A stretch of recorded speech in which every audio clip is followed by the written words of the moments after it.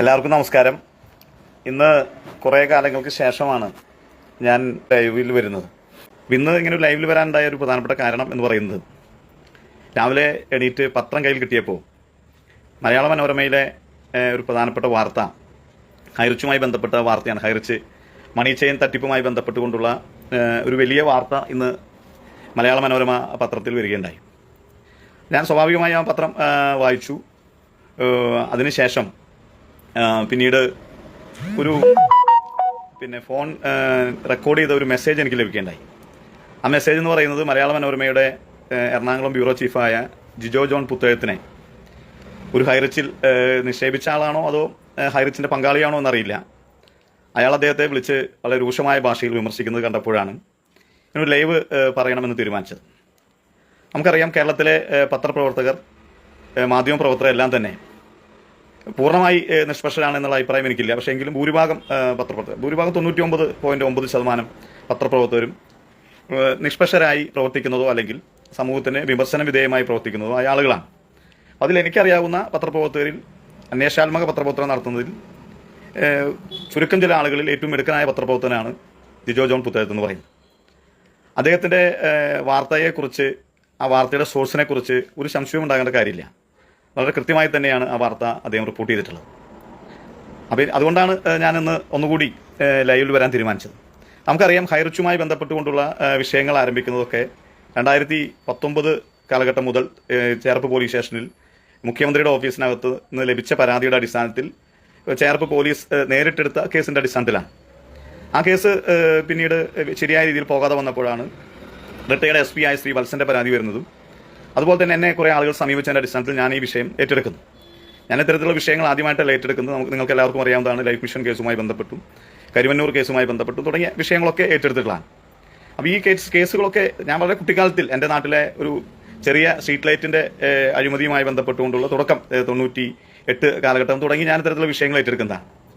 ആ വിഷയങ്ങളൊക്കെ ഏറ്റെടുക്കുന്ന സമയത്ത് ഇവർ പറയാറുണ്ട്, ഞാൻ പണം ചോദിക്കുന്നു, എനിക്ക് കമ്മീഷൻ തരാത്തതുകൊണ്ടാണ് എന്ന രീതിയിലൊക്കെ പറഞ്ഞ് എന്നെ പിന്തിരിപ്പിക്കാൻ ഇവർ പരമാവധി ശ്രമിക്കാറുണ്ട്. അതൊന്നും എന്നെ ബാധിക്കുന്ന വിഷയമല്ല. കാരണം ഞാൻ പണ്ട് പറഞ്ഞ പോലെ ഞാൻ അധ്വാനിച്ച് ജീവിക്കുന്ന ഒരു കർഷക കുടുംബത്തിലെ ആളാണ്. ഞാൻ കർഷകൻ കൂടിയാണ്. അപ്പം എൻ്റെ വരുമാന മാർഗ്ഗമൊക്കെ അതുമായി ബന്ധപ്പെട്ടാണ്. ഞാൻ സാമ്പത്തികമായി തരക്കേടില്ലാത്ത ചുറ്റുപാടിൽ ജീവിക്കുന്ന ഒരാളാണ്. എൻ്റെ ഭാര്യ ഒരു സർക്കാർ ഉദ്യോഗസ്ഥയാണ്. 1.5 ലക്ഷത്തിൽ കൂടുതൽ ശമ്പളം കിട്ടുന്ന ഒരു ജീവനക്കാർ കൂടിയാണ്. അപ്പോൾ എനിക്കും തരക്കേടില്ലാത്ത പെൻഷനും കാര്യങ്ങളൊക്കെ ആയി എനിക്ക് സാമ്പത്തികമായി അങ്ങനെ ബുദ്ധിമുട്ടുള്ള ആളൊന്നുമില്ല. ഇങ്ങനെയുള്ള ആളുകളെ കയ്യിൽ നിന്ന് പണം മേടിക്കേണ്ട കാര്യമില്ല. അപ്പോൾ അതുപോട്ടെ, അതെൻ്റെ എൻ്റെ വ്യക്തിപരമായ വിഷയമാണ്. ഹൈറിച്ചുമായി ബന്ധപ്പെട്ട ഇപ്പോഴത്തെ നിലവിലെ സ്ഥിതി എന്താണ് എന്നത് ഹൈറിച്ചിലെ നിക്ഷേപിച്ച അല്ലെങ്കിൽ ഇരകളായ ആളുകളോട് ഞാൻ 100 തവണ പറഞ്ഞിട്ടുള്ളതാണ്. ഇപ്പോൾ ശ്രീ KD പ്രതാപൻ എന്ന് പറയുന്ന ഈ കേസിലെ പ്രധാന തട്ടിപ്പുകാരൻ ജയിലിലാണ്. പിന്നെയുള്ള ആളുകൾ അന്വേഷണവുമായി അല്പമെങ്കിലും സഹകരിക്കുന്നു എന്നുള്ളതുകൊണ്ടും അന്വേഷണത്തെ മുന്നോട്ട് കൊണ്ടുപോകാൻ അവർ സഹായിക്കുന്നുള്ളതുകൊണ്ടാണ് ഈ കേസിലെ ശ്രീന ഉൾപ്പെടെ മറ്റ് ആളുകളൊന്നും പ്രതികളാണെങ്കിൽ കൂടിയും അവരെ ED അറസ്റ്റ് ചെയ്യാതിരിക്കുന്നു. അതൊരു മറ്റൊരു വിഷയമാണ്. ഞാൻ ആ വിഷയത്തിലേക്കൊന്നല്ല വരാൻ വേണ്ടിയല്ല ഇന്ന് ഈ ലൈവ് ഇവിടെ പറഞ്ഞു. നമുക്കറിയാം, ഈ കേസിൻ്റെ വ്യാപ്തി എന്ന് പറയുന്നത് ഞാൻ പറഞ്ഞ വിഷയങ്ങൾ ഓരോന്നാണ്. ഒന്ന്, ഹൈറിച്ച് ഓൺലൈൻ ഷോപ്പിങ്ങുമായി ബന്ധപ്പെട്ടുകൊണ്ടുള്ള 10,000 രൂപയുടെ ID എടുത്തതുമായി ബന്ധപ്പെട്ട ഒരു വിഷയം. രണ്ടാമത്, ക്രിപ്റ്റോ കറൻസിയുമായി ബന്ധപ്പെട്ടുകൊണ്ട് കുറേ ആളുകൾ അതിൽ നിക്ഷേപിച്ചതുമായി ബന്ധപ്പെട്ട പ്രശ്നം. പിന്നെ ഏറ്റവും അവസാനം നമ്മൾ ഉന്നയിച്ച HROTTയുമായി ബന്ധപ്പെട്ടുകൊണ്ടുള്ള 5 ലക്ഷം രൂപയുടെ ബോണ്ടുമായി ബന്ധപ്പെട്ട വിഷയം. ഇതെല്ലാം ഞാൻ പത്രസമ്മേളനത്തിൽ ഓരോ ഘട്ടങ്ങളായി പറഞ്ഞതാണ്. അപ്പോൾ അതിൻ്റെ അടിസ്ഥാനത്തിലൊക്കെയാണ് EDയുടെ കേസ് അന്വേഷണം പോയതും CBIക്ക് പോയതും നേരത്തെ ബഡ്സ് ആക്ടിൻ്റെ പരിധിയിലേക്ക് വന്നു. ഇപ്പോൾ യഥാർത്ഥത്തിലുള്ള പ്രശ്നം എന്താണ്? 2 തരത്തിലാണ് ഈ കേസ് മുന്നോട്ട് പോയിക്കൊണ്ടിരിക്കുന്നത്. ഒന്ന്, എൻഫോഴ്സ്മെന്റ് ഡയറക്ടറേറ്റും അതിൻ്റെ കള്ളപ്പണ PMLA ആക്ടിൻ്റെ പരിധിയിൽ നിന്നുള്ള കേസ് ഒരു ഭാഗത്ത് പോകുന്നു. അപ്പുറത്ത് ബഡ്സ് ആക്ടുമായി ബന്ധപ്പെട്ടുകൊണ്ടുള്ള കോമ്പറ്റന്റ് അതോറിറ്റി സംസ്ഥാനത്തെ Sanjay M. Kaul IAS officer നടത്തുന്ന മറ്റൊരു അന്വേഷണവും ഇതുമായി ബന്ധപ്പെട്ട് നടക്കുകയാണ്. ഇത് രണ്ടും ക്രിമിനൽ ആൻഡ് സിവിൽ നടപടികൾ ഒരുമിച്ച് പോകുന്നൊരു കേസാണ്. അപ്പോൾ അതിൻ്റെ നടപടിക്ക് പോട്ടെ, പ്രതികളാവുന്ന ആളുകൾ ശിക്ഷിക്കപ്പെട്ടെ, അത് മറ്റൊരു കാര്യം. ഞാനിത് ഇപ്പോൾ പറയുന്നതിൻ്റെ പ്രധാനപ്പെട്ട കാരണം, ഇതിനകത്ത് നിക്ഷേപം നൽകിയ ആളുകൾ, ഇരകളാകപ്പെട്ട ആളുകൾക്ക് എങ്ങനെ പണം തിരിച്ചു കിട്ടും എന്നതാണ് ഇതിനകത്തൊരു പ്രധാനപ്പെട്ട പ്രശ്നം. അത്തരത്തിലുള്ള ആളുകൾ പണം ഇനിയും തിരിച്ചു കിട്ടും, ഹൈറിച്ച് മുന്നോട്ട് പോകണം എന്നുള്ള അതിൻ്റെ അടിസ്ഥാനത്തിലാണ് അവർ ഈ പറയുന്ന ജിജോ ജോൺ ഉൾപ്പെടെയുള്ള ആളുകളെ ചീത്ത പറയുന്നത്. എന്നെ ചീത്ത പറയുന്നത് ഒരു പ്രധാനപ്പെട്ട കാര്യമില്ല, അത് അവർ തുടർന്നോട്ടെ, എന്നെ സംബന്ധിച്ചുള്ളത് പ്രശ്നമുള്ള കാര്യമല്ല.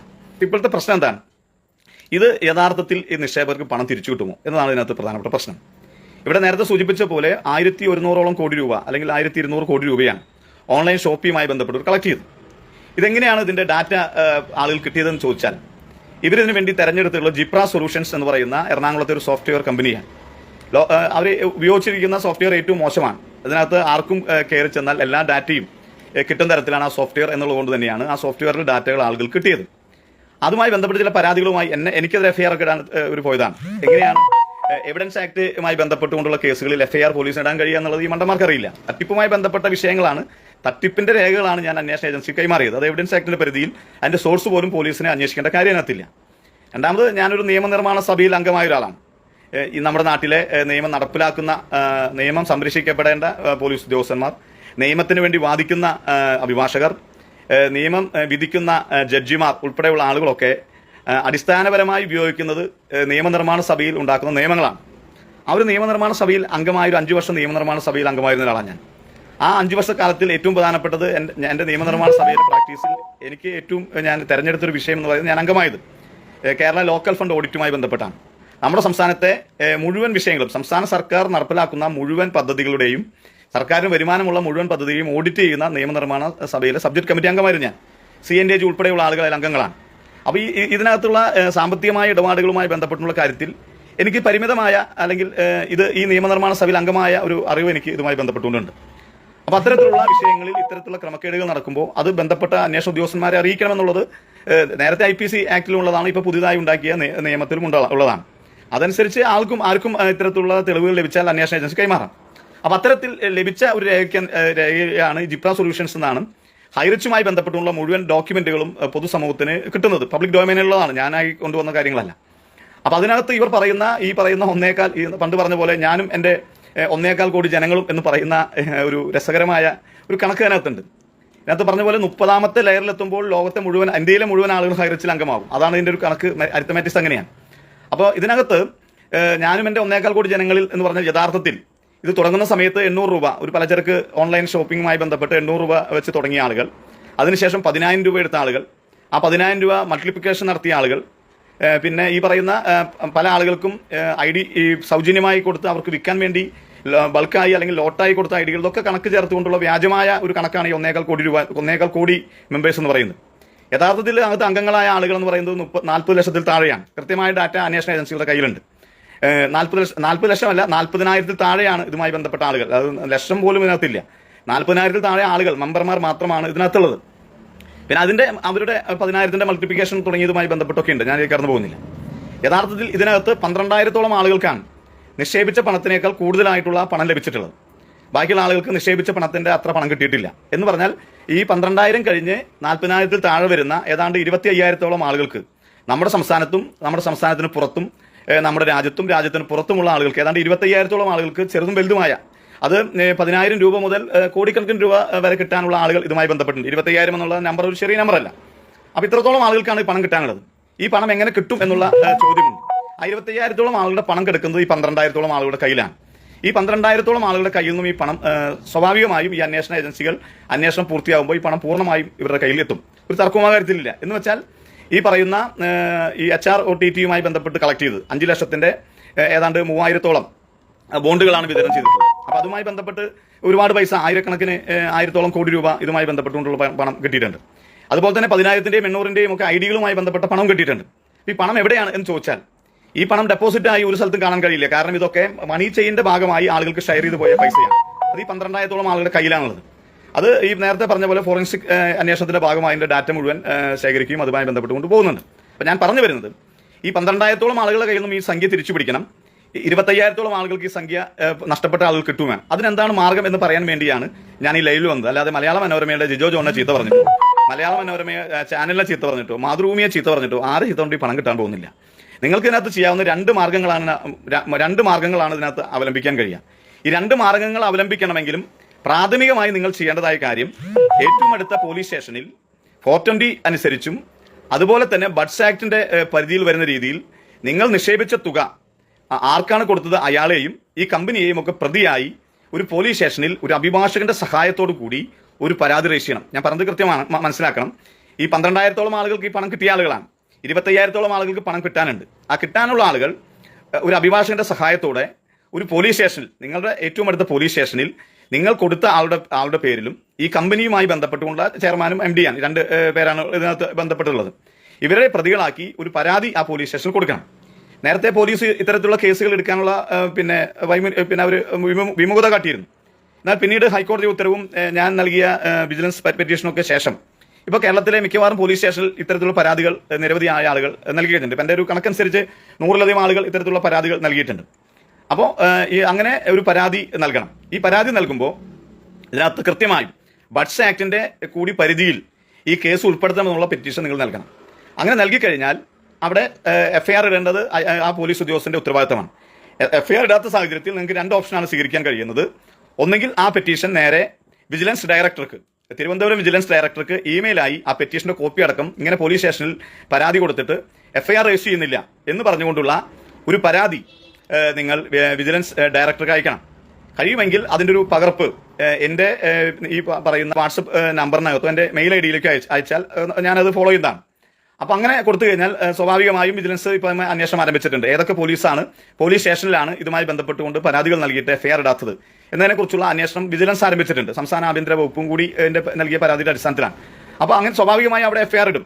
ഇനി എഫ്ഐആർ ഇടാത്ത സാഹചര്യം വരികയാണെങ്കിൽ ഞാൻ നേരത്തെ പറഞ്ഞ അഭിഭാഷകന്റെ സഹായത്തോടു കൂടി നിങ്ങളുടെ ഏറ്റവും അടുത്തുള്ള ജുഡീഷ്യൽ കോടതിയിൽ ക്രിമിനൽ പ്രൊസീജിയറിന്റെ ഭാഗമായിട്ടുള്ള ഒരു പെറ്റീഷൻ അവിടെ ഫയൽ ചെയ്ത് കഴിഞ്ഞാൽ അപ്പം എഫ്ഐആർ ഇടാൻ വേണ്ടിയുള്ള നടപടിക്രമങ്ങളായി എഫ്ഐആർ ഇടാനുള്ള നിർദ്ദേശം കൊടുത്ത് എഫ്ഐആർ കിട്ടും. ആ എഫ്ഐആർ കിട്ടുകഴിഞ്ഞാൽ 2 കാര്യങ്ങളാണ് ചെയ്യേണ്ടത്. ഒന്ന്, നിങ്ങളുടെ അടുത്തുള്ള, ഇപ്പോൾ തൃശ്ശൂർ ജില്ലക്കാരനാണെങ്കിൽ തൃശ്ശൂർ ജില്ല, കാസർഗോഡ് ജില്ലക്കാരനാണെങ്കിൽ കാസർഗോഡ് ജില്ലാ കളക്ടർക്ക് ഈ എഫ്ഐആറിന്റെ പകർപ്പ് വെച്ചുകൊണ്ട് ബഡ്സ് ആക്ട് അവിടെ പിന്നെ എൻഫോഴ്സ്മെന്റ് ഈ കോമ്പിറ്റന്റ് അതോറിറ്റി കാസർഗോഡ് ജില്ലാ കളക്ടർ അറിയിച്ചിട്ടുണ്ട് ഈ വിവരങ്ങൾ. അവിടെ നിങ്ങൾക്ക് പരാതി കൊടുക്കാം. ഒരു കോപ്പി അതുപോലെ തന്നെ കോമ്പിറ്റന്റ് അതോറിറ്റിക്കും തിരുവനന്തപുരത്ത് അയച്ചു കൊടുക്കാം. ഒരു കോപ്പി കൊച്ചിയിലെ എൻഫോഴ്സ്മെന്റ് ഡയറക്ടറേറ്റ് കൊടുക്കണം. അതിന്റെ കാരണം എന്താണെന്ന് വെച്ചാൽ ഇപ്പോൾ ഈ കേസിൽ 2 കേസാണ് നടക്കുന്നത്. PMLA പരിധിയിൽ 250 കോടി രൂപ, 212 കോടി രൂപ ബഡ്സ് ആക്ടിന്റെ പരിധിയിലും 212 കോടി രൂപ PMLA ആക്ടിന്റെ പരിധിയിൽ നിൽക്കുന്നുണ്ട്. അപ്പോൾ അഡ്ജുഡിക്കേറ്റിംഗ് അതോറിറ്റി ആദ്യം കണ്ടുകെട്ടിയിട്ടുള്ളത് EDയുടേതാണ്. അപ്പോൾ അവർ ഈ കേസുമായി ബന്ധപ്പെട്ടുകൊണ്ട് ലയബിലിറ്റി ലിസ്റ്റ് ഉണ്ടാക്കും. എന്ന് വെച്ചാൽ ഈ ഹൈറിച്ച് ഓൺലൈൻ ഷോപ്പിയുടെ ബാധ്യതാ ലിസ്റ്റ് അവർ ഉണ്ടാക്കും. അപ്പോൾ ഇതിനകത്ത് ഈ 25,000 ആളുകളുടെ ബാധ്യതാ ലിസ്റ്റ് ഉണ്ടാക്കിയാൽ ആ ബാധ്യതാ ലിസ്റ്റ് അഡ്ജുഡിക്കേറ്റിംഗ് അതോറിറ്റിയുടെ അനുമതിയോട് കൂടി ലഭിച്ചാൽ ഈ കണ്ടുകെട്ടിയ പൈസയിൽ നിന്നും ബാധ്യതാ ലിസ്റ്റിൽപ്പെട്ട ആളുകൾക്ക് പണം കൊടുക്കാൻ കഴിയും. അല്ലാത്ത സാഹചര്യത്തിൽ ബാധ്യതാ ലിസ്റ്റിൽ ഇല്ലാത്ത ഒരാൾക്കും പണം കൊടുക്കാൻ കഴിയില്ല. ഇതാണ് ഇതിന്റെ യാഥാർത്ഥ്യം. അത് ബഡ്സ് ആക്ടിന്റെ പരിധിയിലുള്ള കേസിലും അത് തന്നെയാണ്. അപ്പോൾ ഈ എഫ്ഐആറിന്റെ പകർപ്പ് വെച്ച് പിന്നെ നിങ്ങളുടെ അടുത്തുള്ള കളക്ടറേറ്റിൽ ഈ പരാതി കൊടുക്കുക. എൻഫോഴ്സ്മെന്റ് ഡയറക്ടറേറ്റിൽ ഈ പരാതി കൊടുത്താൽ 2 കൂട്ടരും ഒരേ സമയം ഇതിന്റെ നടപടികൾ ആരംഭിക്കും. അങ്ങനെ വരുമ്പോൾ ഈ പറയുന്ന 25,000-ഓളം ആളുകളുടെ ബാധ്യതാ ലിസ്റ്റ് എത്രയാണ് എന്ന് വെച്ചാൽ അത്രത്തോളം ബാധ്യതാ ലിസ്റ്റ് ഉണ്ടാക്കി ഈ പറയുന്ന 12,000-ഓളം ആളുകളുടെ കയ്യിൽ നിന്ന് പണം തിരിച്ചു പിടിക്കുക എന്നുള്ളത് നിസ്സാരമായ ഒരു പ്രക്രിയയല്ല. ആ 12,000-ഓളം ആളുകളുടെ കയ്യിൽ നിന്നും ഈ പണം തിരിച്ചു പിടിക്കും. ആ തിരിച്ചു പിടിച്ച് നടപടിക്രമങ്ങൾ പൂർത്തിയാക്കി അത് ഇന്ന് നാളെ മറ്റന്നാൾ എന്ന് പറഞ്ഞ് കിട്ടുന്ന പൈസയൊന്നുമല്ല അത്. കാരണം ഇത് നിങ്ങളാരും നിയമപരമായി ആലോചിച്ചിട്ടല്ലോ ഇതിനകത്ത് പണം കൊണ്ടുപോയിട്ടത്. അപ്പോൾ അതിന് സഹായിക്കാൻ വേണ്ടിയാണ് ബഡ്സ് ആക്ട് കേന്ദ്ര സംസ്ഥാന സർക്കാരുകൾ ഉണ്ടാക്കിയത്. അപ്പോൾ അത് വിനിയോഗിക്കുക. 12,000-ഓളം ആളുകളിൽ നിന്നും ഈ പണം തിരിച്ചു പിടിക്കണം. 25,000-ഓളം ആളുകൾക്ക് ഈ പണം കിട്ടാനുണ്ട്. അപ്പോൾ ഇതുമായി ബന്ധപ്പെട്ടുകൊണ്ട് വളരെ കൃത്യമായൊരു മൂവ്മെന്റ് നടത്തിയാൽ മുഴുവൻ ഹൈറിച്ചിലെ ഇരകൾക്കും ഈ പണം കിട്ടും. ഇതൊരു കേരളത്തെ സംബന്ധിച്ചിടത്തോളം വളരെ പ്രധാനപ്പെട്ട ഒരു കേസാണ്. ബഡ്സ് ആക്ടിന്റെ പരിധിയിൽ ആദ്യമായി വന്ന ഒരു കേസാണ്. അതുപോലെ തന്നെ PMLA ആക്ടിന്റെ പരിധിയിൽ ഇത്രയും വലിയൊരു money chain case enforcement directorate കൊച്ചിയുടെ മുന്നിൽ ആദ്യമായി വന്ന കേസാണ്. ഈ കേസ് കേരളത്തിൽ മാതൃകാപരമായി ശിക്ഷിക്കപ്പെടുകയും മാതൃകാപരമായി ഇരകൾക്ക് പിന്നെ ഗുണവും കിട്ടിക്കഴിഞ്ഞാൽ സ്വാഭാവികമായും ഈ കേസ് വളരെ വിജയകരമായി പൂർത്തിയാക്കാൻ കഴിയും. ഇനി ഇത്തരത്തിലുള്ള തട്ടിപ്പുകൾ കേരളത്തിൽ ഉണ്ടാകാതിരിക്കാൻ വേണ്ടിയുള്ള വലിയ ശ്രമവും നടത്തും. ഇപ്പം നിരവധിയായ ഇതുമായി ബന്ധപ്പെട്ട തരത്തിലുള്ള നിരവധി പെറ്റീഷൻസ് എൻ്റെ കയ്യിൽ വരുന്നുണ്ട്. എൻ്റെ ഒരു രീതി എന്നുള്ളത് ഒരു കേസ് എടുത്താൽ അത് കൃത്യമായി ആ കേസ് അതിൻ്റെ നടപടിക്രമങ്ങൾ പൂർത്തിയാക്കുക എന്നുള്ളതാണ്. അത് ലൈഫ് മിഷൻ കേസിലാണെങ്കിലും കരുവന്നൂർ കേസിലാണെങ്കിലും ഹൈറിച്ച് കേസിലാണെങ്കിലും അങ്ങനെ തന്നെയാണ്. ഇത് കഴിഞ്ഞാൽ ഞാനൊരു 2 പെറ്റീഷൻസ് ഇപ്പോൾ ആഭ്യന്തര വകുപ്പിന് അയച്ചിട്ടുണ്ട്. അതിൽ ഏറ്റവും പ്രധാനപ്പെട്ടത് കൈരളി മൾട്ടി കോപ്പറേറ്റീവ് സൊസൈറ്റിയുമായി ബന്ധപ്പെട്ടാണ്. അപ്പോൾ അവർ ഇതേപോലെ തന്നെയാണ് പറയുന്നത്. ഞാൻ പിന്നെ അവരുടെ കയ്യിൽ നിന്ന് പണം ചോദിച്ചു, അതിൻ്റെ ഭാഗമായിട്ടാണ്. അവരോട് എനിക്ക് അതിനകത്ത് മറുപടിയൊന്നും അവരോട് എനിക്ക് ആ വിഷയത്തിൽ പറയാനില്ല. അത് ആഭ്യന്തര വകുപ്പിന് നൽകിയ പരാതിയാണ്. ആ പരാതി എത്രത്തോളം മുന്നോട്ട് പോകുമെന്ന് നോക്കുകയാണ്. എന്തായാലും ഹൈറിച്ചിലെ ഇരകൾ ഇതുമായി ബന്ധപ്പെട്ടുകൊണ്ട് കൃത്യമായ നിയമപരമായ പരാതിയും പോരാട്ടവും നിയമപരമായ സുരക്ഷയും ഹൈറിച്ചിലെ ഇരകൾക്കുണ്ടാകട്ടെ എന്ന് ഞാൻ പ്രാർത്ഥിക്കുകയാണ്. അവരോടൊപ്പം ഞാനും ഉണ്ടാകും എന്ന് പറയുകയാണ്. ഇതൊരു അവസരമായി നിങ്ങൾ ഉപയോഗിക്കണം എന്ന് അഭ്യർത്ഥിക്കുകയാണ്.